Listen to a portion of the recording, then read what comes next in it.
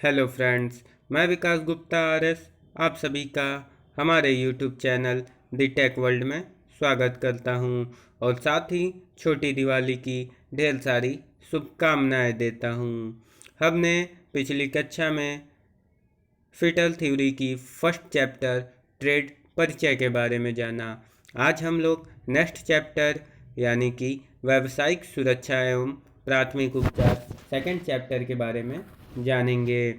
तो फ्रेंड्स, चलते हैं अपने टॉपिक की तरफ। तो हमारा पहला टॉपिक आता है कि सुरक्षा किसे कहते हैं। तो फ्रेंड्स, दुर्घटना से बचने के लिए जो उपाय करते हैं उसे सुरक्षा कहते हैं। मैं आप लोगों को किताबी भाषा नहीं बताऊंगा, मैं आप लोगों को अपने लैंग्वेज में समझाने की कोशिश करता हूं, क्योंकि आप किताबी भाषा में जाएंगे तो आप तो हर एक टॉपिक को समझ नहीं पाएंगे।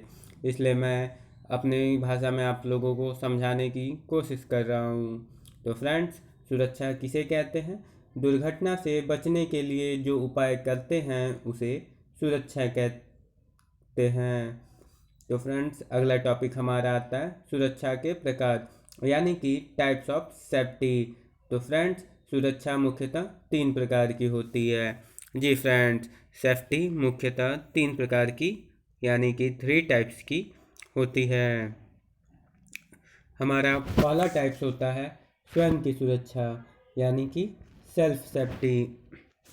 तो स्वयं की सुरक्षा के लिए निम्न बातों का ध्यान रखना चाहिए, जैसे कि ढीले वस्त्र नहीं पहनने चाहिए, कार्यशाला में सेफ्टी शूज पहन कर जाना चाहिए। अगर आप कार्यशाला में सेफ्टी शूज का प्रयोग नहीं करते हैं तो हो सकता है आपके पैर में कटिंग चिप्स धंस सकते हैं, जिससे दुर्घटना हो सकती है। तो फ्रेंड्स, कार्यशाला में जाने से पहले सेफ्टी शूज पहनना बहुत ही ज़रूरी है। अगला टॉपिक आता है हमारा बिना जानकारी किसी मशीन को नहीं छूना चाहिए। अगर हमें किसी मशीन के बारे में पूर्ण रूप से जानकारी नहीं है तो हमें उस मशीन को नहीं छूना चाहिए, वरना हमारे साथ कोई दुर्घटना हो सकती है।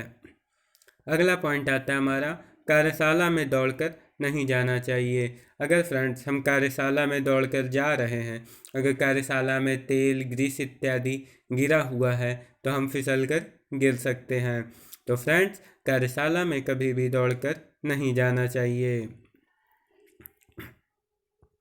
अगला पॉइंट है कटिंग चिप्स को हाथ से नहीं छूना चाहिए। फ्रेंड्स, हम लोग हेक्साइंग करते हैं, फाइलिंग करते हैं तो धातु के छोटे छोटे कण निकलते हैं, उन्हें ही कटिंग चिप्स कहते हैं।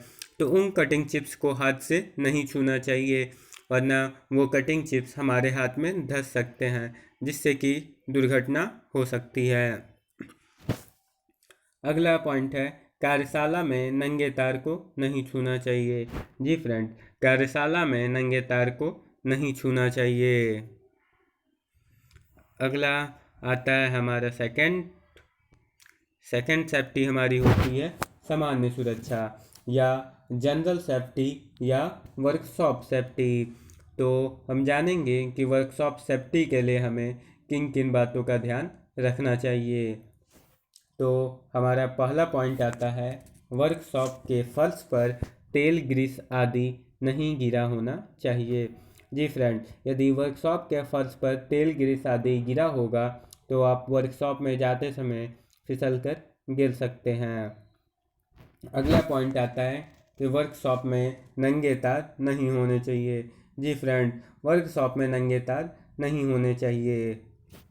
अगला टॉपिक है मशीनों के बीच उचित गैप या दूरी होनी चाहिए। जी फ्रेंड, अगर मशीनों के बीच में उचित गैपिंग या दूरी नहीं होगी तो दुर्घटना हो सकती है। अगर मशीनों को पास पास रख दिया जाए तो मशीनों को चलाने के लिए कारीगरों को कठिनाई का सामना करना पड़ता है, तो ऐसी स्थिति में दुर्घटना हो जाती है। इसलिए मशीनों के बीच में उचित गैप या दूरी होना बहुत ही ज़रूरी है। अगला पॉइंट आता है हमारा वर्कशॉप में धूम्रपान नहीं करना चाहिए। जैसा कि फ्रेंड्स आपको पता है कि वर्कशॉप में ज्वलनशील पदार्थ भी रखी होती हैं, इसलिए वर्कशॉप में धूम्रपान नहीं करना चाहिए। अगला पॉइंट है हमारा ज्वलनशील पदार्थ को उचित स्थान पर ढक कर रखना चाहिए। जी फ्रेंड्स, ज्वलनशील पदार्थ को उचित स्थान पर ढक कर रखना चाहिए। हमारे टाइप्स ऑफ सेफ्टी में थर्ड आता है मशीन सुरक्षा, यानी कि मशीन सेफ्टी। तो फ्रेंड्स, हम जानेंगे कि मशीन सेफ्टी के लिए हमें किन किन बातों का ध्यान रखना चाहिए। तो पहला पॉइंट हमारा आता है, मशीन चलाने से पहले मशीन को साफ़ करके ऑयलिंग करना चाहिए। जी फ्रेंड, किसी भी मशीन को चलाने से पहले मशीन को साफ़ करके ऑयलिंग कर लेना चाहिए। सेकंड टॉपिक हमारा आता है, चलती हुई मशीन पर गियर चेंज नहीं करना चाहिए। जी फ्रेंड्स, चलती हुई मशीन पर कभी भी गियर नहीं चेंज करना चाहिए, वरना दुर्घटना हो सकती है। नेक्स्ट पॉइंट है हमारा, यदि मशीन में किसी प्रकार का आवाज़ हो तो मशीन को तुरंत बंद कर देना चाहिए। हो सकता है फ्रेंड्स, आप मशीन चला रहे हैं तो मशीन से आवाज़ आ रही है, हो सकता है कोई पार्ट टूट गए हों, नट बोल्ट ढीले हो गए हों, तो ऐसी स्थिति में मशीन को तुरंत बंद कर देना चाहिए, वरना दुर्घटना हो सकती है। नेक्स्ट पॉइंट हमारा है, मशीन चलाने से पहले मशीन के सभी पार्ट्स को चेक करना चाहिए। यदि कोई नट बोल्ट ढीला हो तो उसे टाइट करना चाहिए। जी फ्रेंड्स, मशीन चलाने से पहले हमें मशीन के पार्ट्सों को चेक कर लेना चाहिए। अगर नट बोल्ट ढीला है तो उसे टाइट कर लेना चाहिए। अगला टॉप पॉइंट है हमारा कि मशीन को चलाने से पहले उसके बारे में पूर्ण जानकारी प्राप्त कर लेनी चाहिए। जी फ्रेंड, किसी भी कार्य को करने से पहले या मशीन चला रहे हो या कोई ऑपरेशन कर रहे हो तो आपको उसके बारे में पूर्ण जानकारी होना बहुत ही ज़रूरी है। अगर आप जानकारी के अभाव में किसी कार्य को करते हैं तो आपके साथ दुर्घटना हो सकती है। तो फ्रेंड्स, बिना जानकारी के कोई भी कार्य ना करें। अगला पॉइंट है हमारा, मशीन के आसपास तेल इत्यादि नहीं फैला होना चाहिए। जी फ्रेंड्स, मशीन के आसपास तेल इत्यादि नहीं फैला होना चाहिए। अगला टॉपिक हमारा आता है सुरक्षा चिन्ह, यानी कि सेफ्टी सिंबल। तो फ्रेंड, सेफ्टी सिंबल होता क्या है, तो हम जानेंगे सेफ्टी सिंबल के बारे में। तो वर्कशॉप में कार्य के दौरान होने वाली संभावित दुर्घटना से बचने के लिए सुरक्षा चिन्ह का प्रयोग करते हैं। जी फ्रेंड, वर्कशॉप में कार्य के दौरान होने वाली संभावित दुर्घटना से बचने के लिए हम सुरक्षा चिन्ह का प्रयोग करते हैं। सुरक्षा चिन्ह द्वारा यह बताया जाता है कि वर्कशॉप में क्या करना है और क्या नहीं करना है। जी फ्रेंड, वर्कशॉप में हर एक चीज़ को लिख नहीं सकते, तो उन्हें सेफ्टी सिंबल द्वारा समझाया जाता है, यानी कारीगरों को बताया जाता है, सिंबल द्वारा अलर्ट किया जाता है। तो जैसे कि धूम्रपान नहीं करना है, हेलमेट लगाना है इत्यादि। अब हम लोग बात करेंगे टाइप्स ऑफ सिंबल या टाइप्स ऑफ सेफ्टी सिंबल, सुरक्षा चिन्ह के प्रकार। तो सुरक्षा चिन्ह निम्न प्रकार के होते हैं। तो फ्रेंड, हम जानेंगे कि निम्न प्रकार में सुरक्षा चिन्ह किन किन प्रकार के होते हैं। तो सबसे पहले हमारा आता है निषेधात्मक चिन्ह। पहला हमारा है निषेधात्मक चिन्ह। तो यह चिन्ह वृत्ताकार यानी कि गोलाकार आकार में होती है, जिसकी बाहरी बॉर्डर तथा क्रॉस बार लाल रंग की तथा पृष्ठभूमि सफ़ेद रंग की होती है, जिसमें काले रंग से आकृति बनाई जाती है। इस चिन्ह द्वारा यह बताया जाता है कि वर्कशॉप में यह कार्य नहीं करना है, जैसे धूम्रपान नहीं करना है, आग नहीं जलाना है। तो फ्रेंड्स, हमने जाना कि निषेधात्मक चिन्ह वह चिन्ह होते हैं जो वृत्ताकार आकार में बने होते हैं, जिनकी बाहरी बॉर्डर और क्रॉस बार लाल रंग की तथा पृष्ठभूमि सफ़ेद रंग की होती है, जिसमें आकृति को काले रंग से बनाया जाता है। इस चिन्हों द्वारा यह बताया जाता है कि वर्कशॉप में यह कार्य नहीं करना है, जैसे धूम्रपान नहीं करना है, आग नहीं जलाना है। तो फ्रेंड्स, हम उस सिंबल को देखेंगे। तो फ्रेंड्स, जैसे ये सिंबल नो स्मोकिंग का है, इसका मतलब है कि ये निषेधात्मक है। देखिए इसकी बाहरी बॉर्डर जो है, इसका ये जो बाहरी बॉर्डर है ये देखिए लाल रंग का है, और ये जो क्रॉस बार है ये भी रेड कलर का है।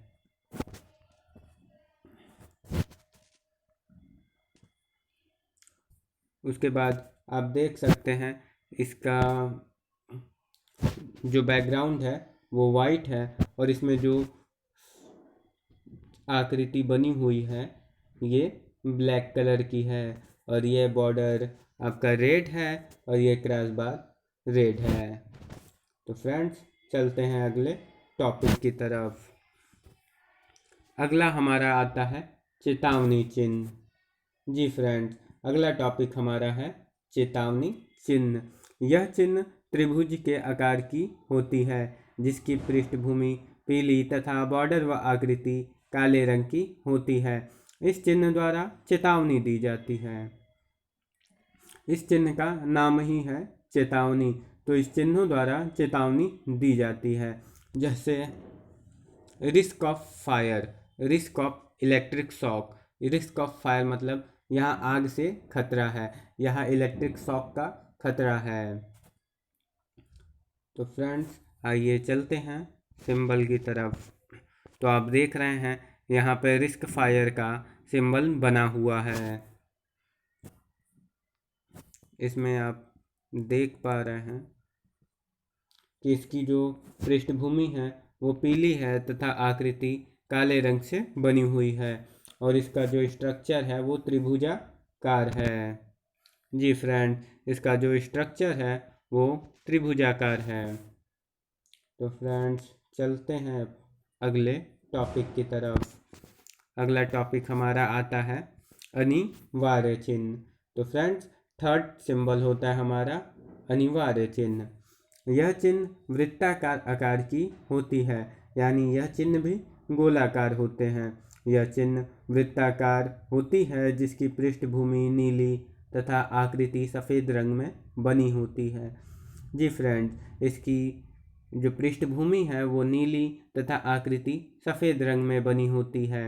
इसके द्वारा कारीगर को सुरक्षात्मक निर्देश दिए जाते हैं, जिसे वर्कशॉप में करना अनिवार्य होता है।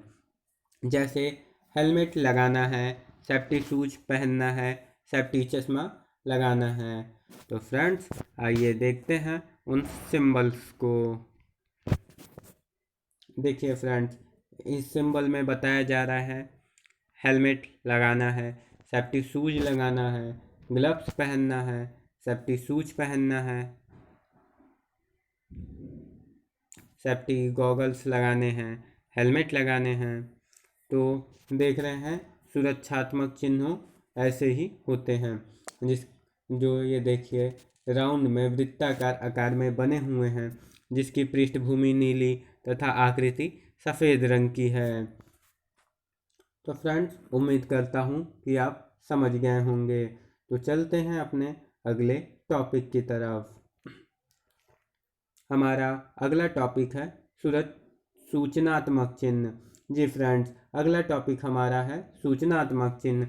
यह चिन्ह वर्गाकार होते हैं, यानी कि यह चिन्ह वर्ग के आकार के होते हैं, जिसकी पृष्ठभूमि हरी व आकृति सफ़ेद रंग की होती है। इसके द्वारा सुविधाओं की जानकारी दी जाती है या विभिन्न प्रकार की सूचनाएं दी जाती हैं, जैसे प्राथमिक उपचार, आपातकालीन दरवाज़ा, प्रतीक्षा स्थल, दूरभाष केंद्र। आइए फ्रेंड्स हम उन सिंबलों को देखते हैं। तो फ्रेंड्स आप देख पा रहे हैं कि ये जो सिंबल हैं ये वर्गाकार आकार के हैं।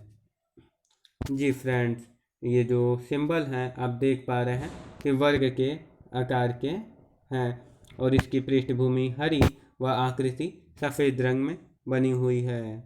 जैसे पहला आपको फर्स्ट एड इक्विपमेंट के सिंबल है, ये रिफ्यूलिंग पॉइंट का है, ये ट्रैवलिंग वे है, ये ड्रिंकिंग वाटर का सिंबल है। देखिए हमें सूचनाओं के बारे में पता चल रहा है। हमें सूचनाओं के बारे में डायरेक्शन दी जा रही है।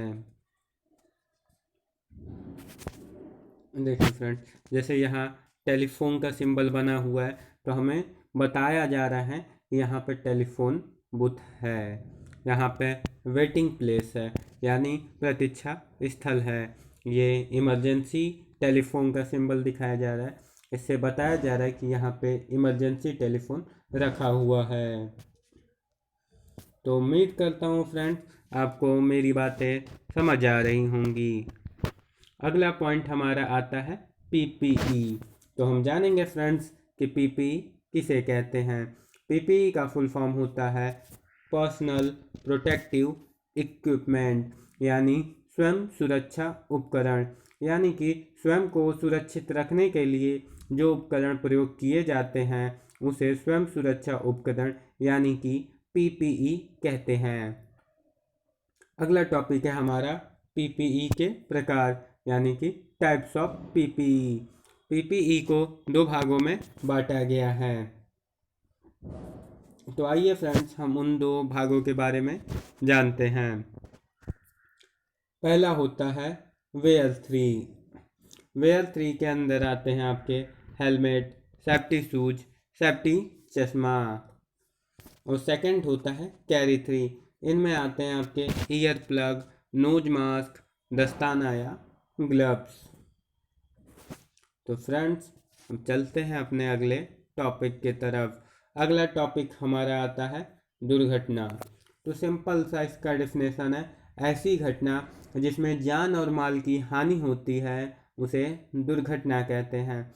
वैसे तो दुर्घटना के बहुत सारे डेफिनेशन हैं, बट मैं आप लोगों के लिए एकदम सिंपल डेफिनेशन लेके आया हूँ, सिर्फ एक लाइन का, कि ऐसी घटना जिसमें जान और माल की हानि होती है उसे दुर्घटना कहते हैं। तो जी फ्रेंड्स, अब हम जानेंगे कि दुर्घटना के क्या क्या कारण होते हैं। तो फ्रेंड्स हम जानते हैं आगे दुर्घटना के कारणों के बारे में। तो फ्रेंड्स पहला कारण होता है अज्ञानता। जी फ्रेंड्स, पहला हमारा पॉइंट है अज्ञानता, यानी मशीन एवं उपकरण की जानकारी के बिना मशीन को चलाना। जैसा कि मैंने आपको पहले भी बताया था कि किसी मशीन या किसी भी कार्य के बारे में अगर पूर्ण जानकारी न हो तो हमें उस कार्य को, उस मशीन को नहीं छूना चाहिए। तो वही यहाँ पे कहा जा रहा है अज्ञानता। अज्ञानता की वजह से दुर्घटना हो सकती है। अगला पॉइंट है हमारा उत्सुकता, यानी कार्य करने को बहुत उत्साहित होने पर भी दुर्घटना हो सकती है। तो कार्य करने के लिए बहुत ज़्यादा एक्साइटेड होना भी अच्छा नहीं है। थर्ड पॉइंट है हमारा रुचि में कमी, यानी कि कार्य के दौरान अपनी व्यक्तिगत समस्या से कार्य में मन नहीं लगना भी दुर्घटना का कारण हो सकता है। आखिर आप वर्कशॉप में फाइलिंग कर रहे हैं या हेक्साइनिंग कर रहे हैं या कोई भी ऑपरेशन कर रहे हैं और आपका ध्यान उस कार्य पे ना होकर कहीं और है तो दुर्घटना हो सकती है। तो हमारा अगला पॉइंट आता है ओवर कॉन्फिडेंस। जी फ्रेंड्स, कार्य में अधिक आत्मविश्वास होने पर भी दुर्घटना हो सकती है। जैसे हम कोई कार्य कर रहे हैं तो हमारे अंदर अत्यधिक विश्वास होता है कि हाँ मैं इस कार्य को कर लूँगा, तो प्रैक्टिकल में बहुत ज़्यादा आत्मविश्वास दिखाना भी दुर्घटना का कारण हो सकता है। अगला पॉइंट हमारा आता है गलत पोशाक। जैसे टाई, अंगूठी, कड़ा इत्यादि का प्रयोग करने से भी दुर्घटना हो जाती है। जैसे आप टाई पहने हुए हैं, आप ड्रिल कर रहे हैं, हो सकता है ड्रिल बिट में फंस जाए, या आप बेंच वाइज में जॉब को क्लैम कर रहे हैं तो आप झुकेंगे ही, हो सकता आपका टाई बेंच वाइज में फंस जाए। इसलिए टाई, अंगूठी, कड़ा इत्यादि का प्रयोग नहीं करना चाहिए। अगला पॉइंट है हमारा गलत औजारों का प्रयोग। जैसे कि फाइल का प्रयोग हैमर की जगह तथा स्टील रूल का प्रयोग स्क्रू ड्राइवर की जगह करने पर। स्क्रू ड्राइवर यानी कि सिंपल भाषा में इसे पेचकस कहा जाता है। जी फ्रेंड्स, फाइल यानी कि रेती और हैमर का मतलब होता है हथौड़ा। जैसे फाइल का प्रयोग हैमर की जगह तथा स्टील रूल का प्रयोग स्क्रू ड्राइवर की जगह करने पर ऐसा करने से भी दुर्घटना हो सकती है। अगला पॉइंट है हमारा प्रकाश का सही प्रबंध ना होना। जी फ्रेंड्स, अगर प्रकाश की व्यवस्था सही नहीं है तो कार्य करते समय दुर्घटना हो सकती है। अगर आप किसी कार्य को कर रहे हैं और वहाँ पे प्रकाश का सही प्रबंध नहीं है तो दुर्घटना होना स्वाभाविक है। अगला पॉइंट है हमारा अनुशासन में कमी, यानी कार्यशाला में दौड़ना, एक दूसरे से मजाक करना, सुरक्षा उपकरणों का प्रयोग न करना। जैसे आप कार्यशाला में दौड़ रहे हैं, तेल ग्रीस इत्यादि बाय द वे गिरा हुआ है तो आप फिसल कर गिर सकते हैं। आप कार्य के समय एक दूसरे से मजाक कर रहे हैं तो आपका ध्यान उस काम पे न होकर मजाक पे चला जाएगा, जिससे दुर्घटना हो सकती है। तो अगला पॉइंट है हमारा गलत योजना, यानी कार्यशाला में लेआउट का सही ढंग से ना होना। यानी अगर कार्यशाला में मशीन वगैरह सुव्यवस्थित तरीके से नहीं रखी हैं, यानी कार्यशाला का लेआउट सही ढंग से नहीं है, तो भी दुर्घटना हो सकती है। आगे हम लोग पढ़ेंगे फायर, आग के बारे में। तो फ्रेंड्स, आग 3 चीज़ों से मिलकर बनी होती है, ईंधन, ऊष्मा और ऑक्सीजन। यानी आग इक्वल टू ईंधन प्लस ऊष्मा प्लस ऑक्सीजन। तो अब हम लोग जानेंगे टाइप्स ऑफ फायर, आग के प्रकार के बारे में। तो आग 4 प्रकार की होती है। तो फ्रेंड्स, हम जानेंगे क्या कि वो 4 प्रकार कौन कौन सी होती है।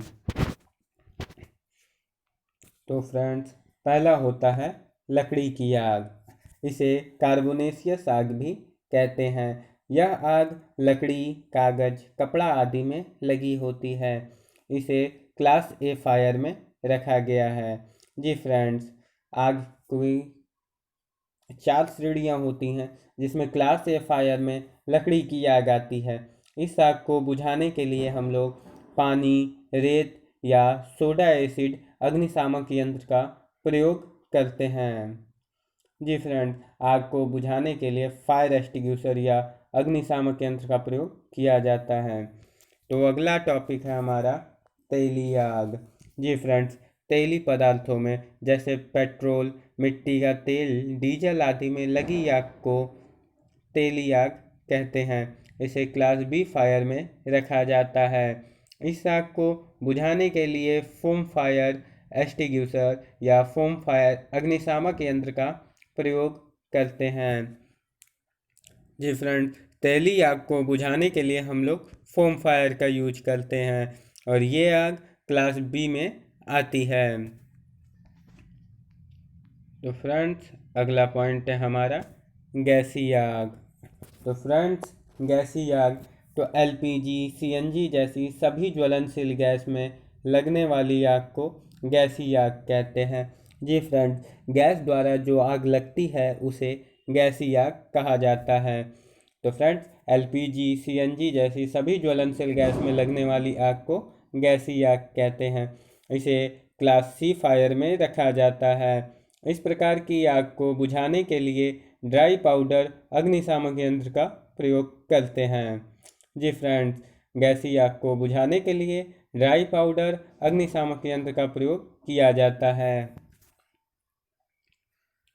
तो फ्रेंड्स, अगला हमारा आता है विद्युत की आग, यानी इलेक्ट्रिक फायर।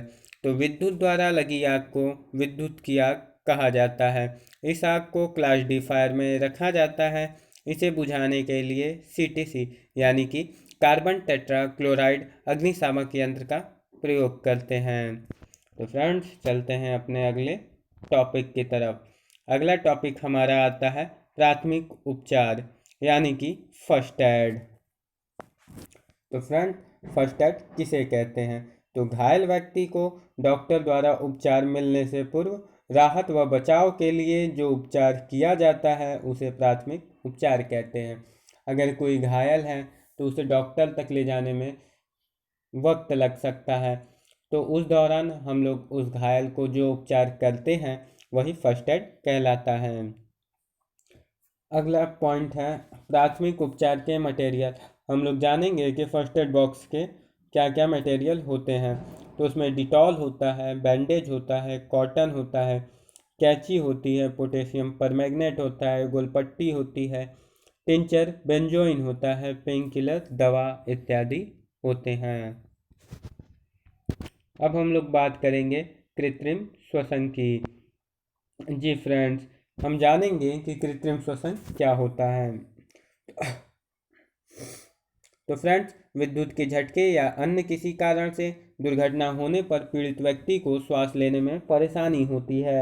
ऐसी स्थिति में घायल व्यक्ति को कृत्रिम श्वास दिया जाता है। कृत्रिम श्वास देने की विधि को ही कृत्रिम श्वसन कहते हैं। तो फ्रेंड्स, मतलब किसी भी दुर्घटनाग्रस्त पीड़ित व्यक्ति को श्वास जो कृत्रिम श्वास दिया जाता है, तो वो श्वास देने की विधि को ही कृत्रिम श्वसन कहते हैं। अब हम लोग जानेंगे टाइप्स ऑफ कृत्रिम श्वसन, कृत्रिम श्वसन की विधियों के बारे में। तो कृत्रिम श्वसन की निम्न विधियां होती हैं, जिसमें पहला होता है आपका शेफर विधि। तो हम जानेंगे कि शेफर विधि क्या होता है। इस विधि में पीड़ित व्यक्ति को पेट की तरफ लिटाया जाता है और अपनी दोनों हथेलियों का दबाव पीड़ित के कमर के ऊपर डाला जाता है, जिससे हवा, पानी इत्यादि श्वसन नली में जो अटका होता है वह बाहर निकल जाता है। इस क्रिया को प्रति मिनट लगभग 15 से 20 बार करना चाहिए। जी फ्रेंड्स, अगला हमारा आता है सिल्वेस्टर विधि। तो फ्रेंड, सिल्वेस्टर विधि में हम लोग पीड़ित व्यक्ति को पीठ की तरफ लिटाते हैं और पीठ के नीचे पतला तकिया या कपड़ा लगा देते हैं। व्यक्ति को सीधा लिटाकर उसके हाथों को सीधा फैला देना चाहिए। अब पीड़ित व्यक्ति के सर की तरफ जाकर घुटनों के बल बैठकर पीड़ित व्यक्ति के हाथ को धीरे धीरे मोड़ते हुए उसके सीने तक लाते हैं। अब सीने पर 2 से 3 सेकंड के लिए दबाव बनाते हैं, फिर पीड़ित के हाथों को सिर की तरफ फैला देते हैं। इस प्रक्रिया को 10 से 15 मिनट तक दोहराते हैं, जब तक कि उसकी श्वास क्रिया सामान्य न हो जाए, यानी कि पीड़ित व्यक्ति सामान्य श्वास न लेने लगे।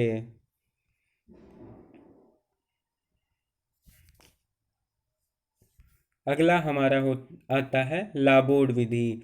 लाबोर्ड विधि भी 2 टाइप्स के होते हैं। जी फ्रेंड्स, लाबोर्ड विधि हमारा 2 टाइप्स का होता है। पहला होता है माउथ टू माउथ, यानी मुंह से मुंह में हवा भरना। तो इस विधि में हम पीड़ित को सीधा लिटाकर अपना एक हाथ पीड़ित के गर्दन के नीचे लगाकर पास बैठकर रोगी के मुंह को कपड़े से अच्छी तरह साफ कर लेते हैं। अब उसके मुंह पर एक पतला कपड़ा रखकर एक हाथ से उसके नाक को बंद कर लेते हैं, फिर मुंह में बलपूर्वक फूंक मारकर हवा भरते हैं। पीड़ित के फेफड़ों से हवा बाहर निकलने तक हम अपना मुंह हटा कर रखते हैं और इस प्रकार यह क्रिया बार बार दोहराते हैं, जब तक कि पीड़ित व्यक्ति सामान्य सांस न लेने लगे। तो फ्रेंड्स, उम्मीद करता हूँ कि आपको मेरी बातें समझ आ रही होंगी।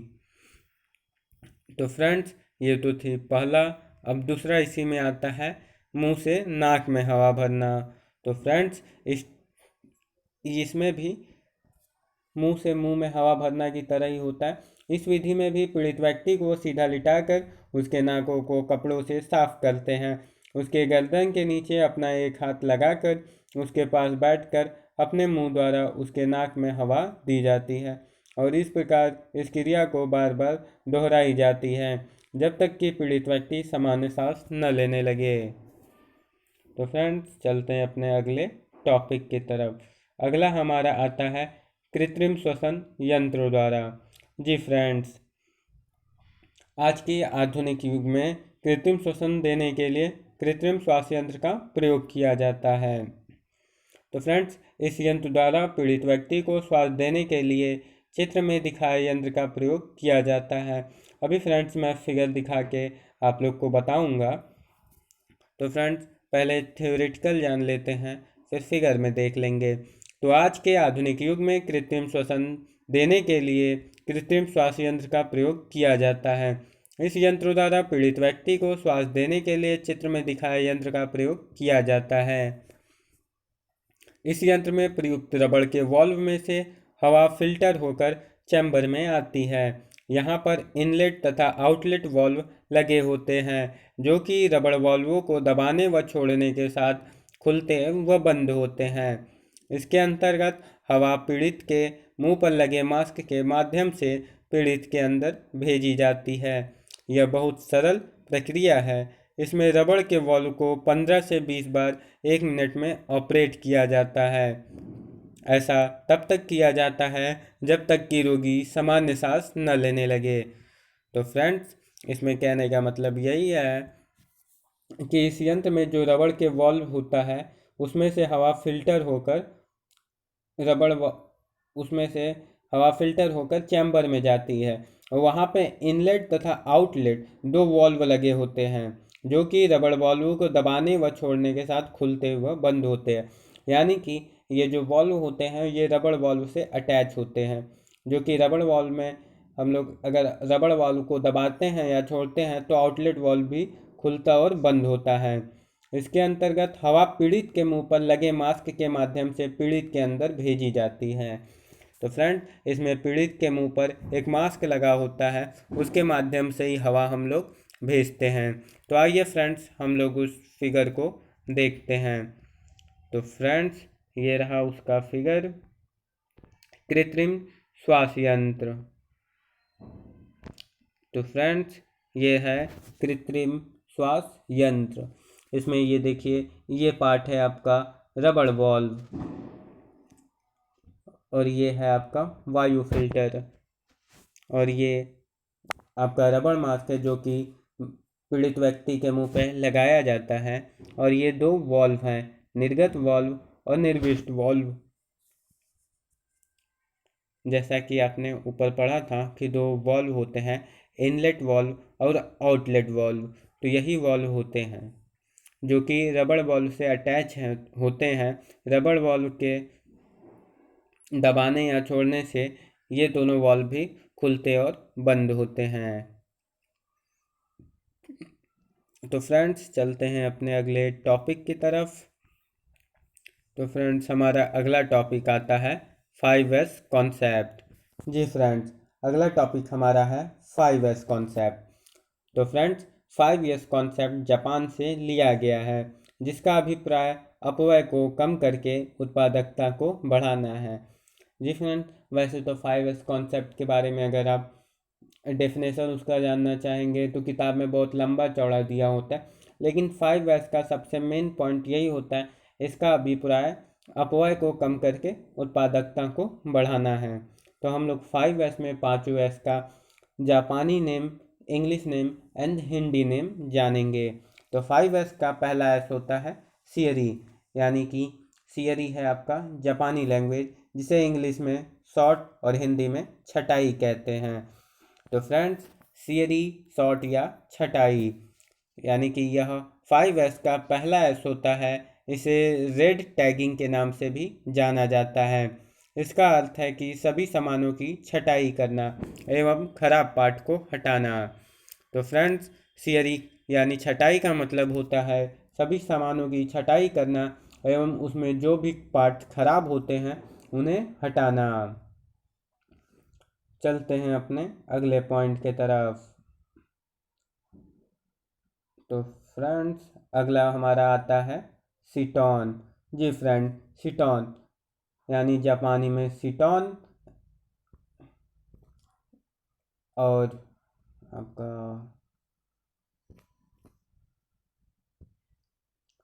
जापानी में आपका सीटॉन होता है, इंग्लिश में सेटिन ऑर्डर होता है और हिंदी में निर्धारित स्थान होता है। जी फ्रेंड, 5S का यह दूसरा एस होता है, जिसका अर्थ है छटाई किए हुए सामान या पार्ट को सही स्थान पर रखना ताकि इसकी लेबलिंग सरलता से की जा सके। जी फ्रेंड, सीटॉन यानी सेट इन ऑर्डर या निर्धारित स्थान। 5S का यह दूसरा एस होता है, जिसका अर्थ छटाई किए हुए सामान या पार्ट को सही स्थान पर रखना होता है ताकि इसकी लेबलिंग सरलता से की जा सके। फ्रेंड, थर्ड हमारा होता है सीसो, जिसे इंग्लिश में साइन तथा हिंदी में चमकाना कहते हैं। चमकाना, साइन से मतलब ही है चमकाना। 5S में यह तीसरा एस होता है, जिसका अर्थ होता है पार्ट या मशीनों की साफ सफाई करना। जी फ्रेंड, शीशों का अर्थ होता है पार्ट या मशीनों की साफ सफाई करना। तो फ्रेंड्स हम अगले एस की तरफ चलते हैं। अगला एस होता है हमारा शिकेत्सु। शिकेत्सु को इंग्लिश में स्टैंडर्डाइज कहते हैं और हिंदी में मानकीकरण कहते हैं। यह 5S चौथा एस होता है जिसका अर्थ यह है कि कार्यों को जैसे सॉर्ट, सेट इन ऑर्डर और साइन को नियमित कार्य में सम्मिलित करना या प्रथम एस, द्वितीय एस व तृतीय एस को कायम रखना। जी फ्रेंड्स, मानकीकरण यानी स्टैंडर्डाइज या शिकेत्सु यह 5S का चौथा एस होता है जिसका अर्थ है कि कार्यों को यानी कि इसके ऊपर जो कार्य होते हैं जैसे सॉर्ट होता है, सेट इन ऑर्डर होता है, साइन होता है, इन कामों को नियमित कार्यों में सम्मिलित करे या प्रथम एस, द्वितीय एस व तृतीय एस को कायम रखे। तो फ्रेंड्स चलते हैं अपने अगले टॉपिक की तरफ यानी पांचवें एस की तरफ। तो फ्रेंड्स हमारा पांचवा एस होता है शित्सुके। शित्सुके जापानी हो गया, इसे इंग्लिश में सस्टेन या सेल्फ डिसिप्लिन कहते हैं या हिंदी में स्व अनुशासन कहते हैं। जी फ्रेंड्स, यह 5S का अंतिम एस होता है। इसका अर्थ है कि प्रथम एस, द्वितीय एस, तृतीय एस व चतुर्थ एस को स्वयं अनुशासित रहते हुए पालन करना या चारों एस को कायम रखना। जी फ्रेंड, सेल्फ डिसिप्लिन यानी स्व अनुशासन। स्व अनुशासन का अर्थ होता है स्वयं को अनुशासित रखते हुए इसके ऊपर जो चार कार्य होते हैं या जो चारों एस होते हैं जैसे प्रथम एस, द्वितीय एस, तृतीय एस और चतुर्थ एस, इन सभी को स्वयं अनुशासित रहते हुए पालन करना और चारों को कायम रखना। तो थैंक्स फॉर वॉचिंग।